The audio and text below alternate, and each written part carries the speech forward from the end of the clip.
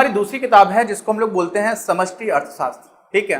उसमें एक पहले चैप्टर में ही एक इंसान थे, एक्चुअली इंसान तो क्या थे, बहुत महान इंसान थे, उनका नाम है एडम स्मिथ। उनको बोला था फादर ऑफ इकोनॉमिक्स, अर्थशास्त्र के पिता उन्हीं को बोला जाता है। और उन्होंने जो किताब लिखी थी उस किताब में वो बाजार की बड़ी तारीफ करते हैं। और बाजार की जब वो तारीफ करते हैं तो बोलते हैं कि बाजार में बहुत सारी चीजों का फायदा है। अच्छा, बाजार था क्या? बाजार को भी पहले थोड़ा ठीक से समझ लेते हैं। बाजार क्या होता है? बाजार ये होता है कि जहां पर जो भी आर्थिक अभिकर्ता है, आर्थिक अभिकर्ता मतलब कोई खरीदने वाला है, कोई बेचने वाला है, जो भी आर्थिक अभिकर्ता है वो लोग निर्बाध रूप से, कोई उनको रोक टोक ना हो, कोई रोक टोक नहीं है। मैं कुछ खरीदना चाहता हूं, मेरे पास पैसे हैं तो मैं खरीद लूं, और जो बेचना चाहता है वो बेच ले। जैसे मान लीजिए ड्रग्स का बाजार है आजकल, है ना।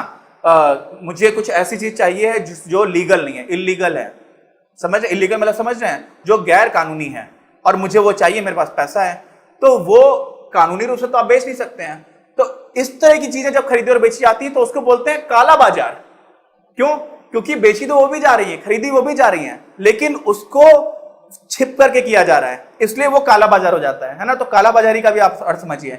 बाजार का मतलब है जहां पर निर्बाध रूप से जो भी आर्थिक अभिकर्ता हैं, जो भी प्लेयर्स हैं, खरीदने वाला बेचने वाला, वो लोग जो बेचना चाह रहे हैं वो बेच पाए, जो खरीदना चाह रहे हैं खरीद पाए। लेकिन जो बाजार का हम लोग आमतौर पर अर्थ समझते हैं ना, कि गए सब्जी खरीदने के लिए, सब्जी गई, वहां पे सब्जी मंडी है तो वो भी बाजार है, वो बाजार है, कोई डाउट नहीं है, लेकिन वो एक भौतिक बाजार है जहां पर सब्जी बेचने वाला सब्जी बेच रहा है और मुझे मैंने खरीद लिया, मैंने उसको पैसे दिए, उसने पैसे ले लिए, एक प्रक्रिया कंप्लीट हो गई। लेकिन सिर्फ बाजार वो नहीं होता है, बाजार स्टॉक एक्सचेंज भी है। स्टॉक एक्सचेंज में क्या है, मुझे शेयर्स खरीदने हैं, तो मैंने क्या किया, मैंने इंटरनेट का यूज किया, मेरे पास एक डीमैट अकाउंट है और उस पर मैंने कुछ डायरेक्शंस, कुछ इंस्ट्रक्शंस दिए, तो मेरे पास शेयर्स आ गए, मेरे पैसे चले गए। मुझे शेयर्स बेचने थे, मैंने शेयर्स बेचे, मुझे पैसे मिल गए, जिसको जो कमीशन जाना था वो कमीशन भी सपा चला गया। ठीक, तो बाजार वहां पर भी है, जबकि मैं जानता ही नहीं हूं कि मेरा सामान कौन खरीद रहा है, समझ रहे ना। जब मैं शेयर्स खरीदता हूं तो मुझे पता नहीं कि मुझे किससे शेयर्स मिले, मुझे नहीं पता, और मैं किसको बेच रहा हूं मुझे ये भी नहीं पता, किसी ने खरीदे हैं, किसी से मिले हैं, पैसे का ट्रांजेक्शन हो रहा है, तो वहां पर मुझे पता नहीं है, मैं सामने वाले को देख भी नहीं पा रहा हूं, लेकिन वो भी एक बाजार है। ऐसे ही फॉरेन एक्सचेंज मार्केट होता है जहां पर लोग एक दूसरे, जैसे मुझे लगता है कि यार रुपए की कीमत बहुत गिरने वाली है, अब रुपए की कीमत सुनकर कई कुछ लोगों को झटका लग गया होगा कि रुपए की कीमत का क्या मतलब हुआ। रुपए की कीमत आप ऐसा मान लो कि अभी $1 है, ये है अमेरिकन डॉलर का ऐसा चिन्ह होता है, और ये होता है हमारे भारतीय रुपए का निशान।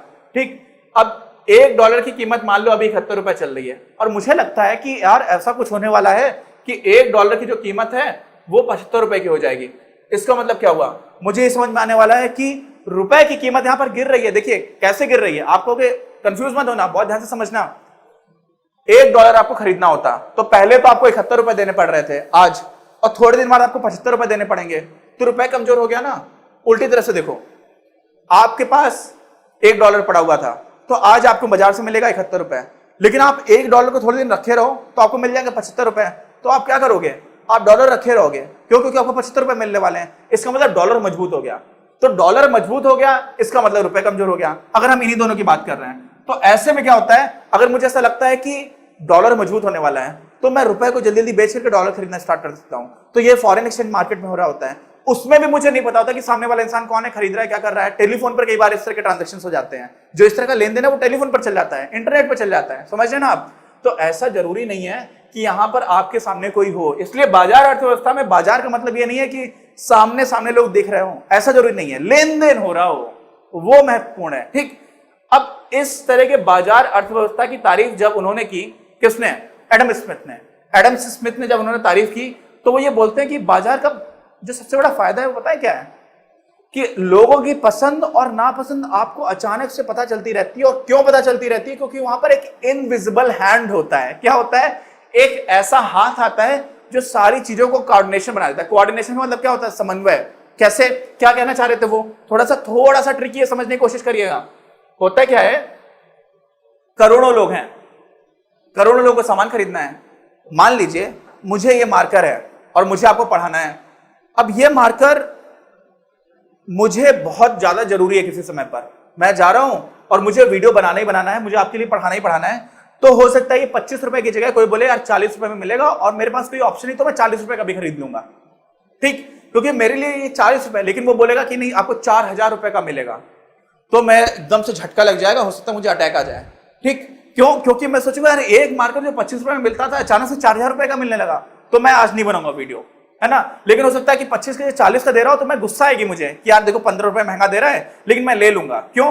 क्योंकि मेरे लिए 40 रुपए से भी ज्यादा कीमती है ये मार्कर। लेकिन 4000 रुपए जैसे ही आ जाएंगे तो हो सकता है कि मैं ना खरीदूं, क्योंकि मुझे लगेगा नहीं यार इतना ये थोड़ी हो जाएगा कि आप एकदम लूटना स्टार्ट कर दो। तो हम लोग जो आर्ग्यूमेंट देते हैं ना, जो हम बहस करते हैं, वो किसी और तरह से कर रहे होते हैं। लेकिन आर्थिक स्थिति पर, आर्थिक स्तर पर जब आप देखोगे तो क्या हो रहा होगा, वहां पर भी ये हो रहा होगा कि इस मार्कर की जो मेरे लिए वास्तविक मूल्य है वो कितना है मुझे नहीं पता। वो तब होता है जब एक बहुत बड़ी रेंज में होता है। ऐसा नहीं है कि आप ये 25 की मुझे 20 रुपए में दोगे तो मैं ले ही लूंगा, 1 रुपए में दोगे तो भी ले लूंगा। लेकिन 1 रुपए में मुझे मार्कर मिलने लगे तो क्या मैं 1 करोड़ मार्कर खरीद लूंगा, है ना। तो वहां पर भी कितने खरीदूंगा उसकी भी एक लिमिट होगी, समझ रहे ना आप। तो हो क्या रहा है कि बाजार अर्थव्यवस्था में जो कीमत है, क्या है कीमत, मूल्य, इंग्लिश में बोलते हैं प्राइसिंग, वो डिसाइड करती है कि किसको कितना सामान मिलेगा और सारी चीजें आराम से कोऑर्डिनेट चलता रहता है। अब प्राइस किस चीज का ज्यादा होगा? प्राइस क्या होता है यार? प्राइस बहुत बड़ा खेल है, पता है, झोल है बहुत बड़ा। समाज निर्धारित करता है कि किस चीज का कितना प्राइस होगा। समाज। आप कहेंगे ये कैसे बात बोल रहे हो? हीरा जानते हैं? हीरा, इसको बोलते हैं डायमंड वाटर पैराडॉक्स। हीरे का क्या करोगे यार? खाओगे? खाओगे तो मर भी सकते हो ना। हीरा खाने से, मुंह में रखने से ऐसा होता है कि डेथ भी हो सकती है, ऐसा मैंने सुना है। मैंने कभी ऐसा देखा नहीं है, लेकिन आप खाना नहीं अगर मिल जाए कभी, ठीक है। दूसरा क्या होता है? पानी। पानी के बिना तो आपका जिंदा रहना बहुत ही मुश्किल है। हमारे एक बहुत महान क्रांतिकारी थे शहीद भगत सिंह, पानी तो पीते थे लेकिन 116 दिन की भूख हड़ताल उन्होंने की थी। यहां पर क्या बात हो रही है कि पानी आपको नहीं मिलेगा तो आप 2 दिन, 3 दिन, 4 दिन, 5 दिन के बाद आपकी मृत्यु हो सकती है। तो पानी तो बहुत बहुमूल्य है, लेकिन पानी हमारे लिए इतना बहुमूल्य है और हीरे का कोई मूल्य नहीं है वास्तविक जीवन में मुझे जिंदा रहने के लिए। लेकिन हीरे की कीमत बहुत ज्यादा है और पानी की कोई कीमत नहीं है। समझिए, समझ रहे ना आप। तो होता क्या है कि आपके लिए वास्तव में जो चीजें बहुत महत्वपूर्ण है, जरूरी नहीं है कि वो बाजार में सस्ती मिल जाए या बाजार में महंगी मिले। कई बार तो ऐसा भी बोला जाता है कि जो चीजें वास्तव में बहुत जरूरी है ना, वो सारी की सारी चीजें बहुत सस्ती है। ये एक फिलोसॉफिकल स्टेटमेंट है, मैं इकोनॉमिक्स में पता नहीं क्यों ले आता हूं, आप मुझे माफ करिएगा। अगर आपको ये पसंद नहीं है तो मैं नहीं लेकर के आऊंगा। लेकिन आप सोचिए ना कि पानी आपको फ्री में मिल जाता है। बारिश का पानी आप मुंह खोल कर खड़े हो जाओगे, वो साफ होता है। स्टार्टिंग में पहली दूसरी बारिश में मत करना, और खासतौर से दिल्ली एनसीआर में रह रहे हो, यहाँ पर जहां पर बहुत पॉल्यूटेड शहर है, वहां पर तो बिल्कुल मत करना। लेकिन आप कहीं साफ सुथरी जगह पर रह रहे हो, पानी को आराम से पी सकते हो, कोई पैसा नहीं देना पड़ेगा। लेकिन हीरा खरीदने के लिए आपको पैसा देना पड़ेगा। तो समाज निर्धारित करता है, समाज। और कई लोगों को लग रहा होगा कि यार ये तो क्या आप बता रहे हो, हीरा तो महंगा होता ही है ना। अच्छा ये बताइए, हीरा तो चलो आप मान सकते हैं, मतलब कुछ लोगों का नहीं समझ में आ रहा होगा, तो मैं एक और उदाहरण देता हूं। पेंटिंग है कोई, और पेंटिंग का ऑक्शन होता है। ऑक्शन समझते हैं? ऑक्शन को क्या बोलते हैं हिंदी में? नीलामी होती है कि ये पेंटिंग कितने की है। तो कोई बोलता है कि 5 लाख रुपए में खरीद लेंगे, फिर कोई बोलता है 10 लाख में खरीद लेंगे। आपको समझ में नहीं आता कि इसमें ऐसा है क्या। अब इसमें कुछ भी नहीं है। उससे जुड़े हुए जो मार्केट में प्लेयर्स हैं, जो खरीदने वाले लोग हैं, वो उसकी कीमत निर्धारित कर रहे हैं।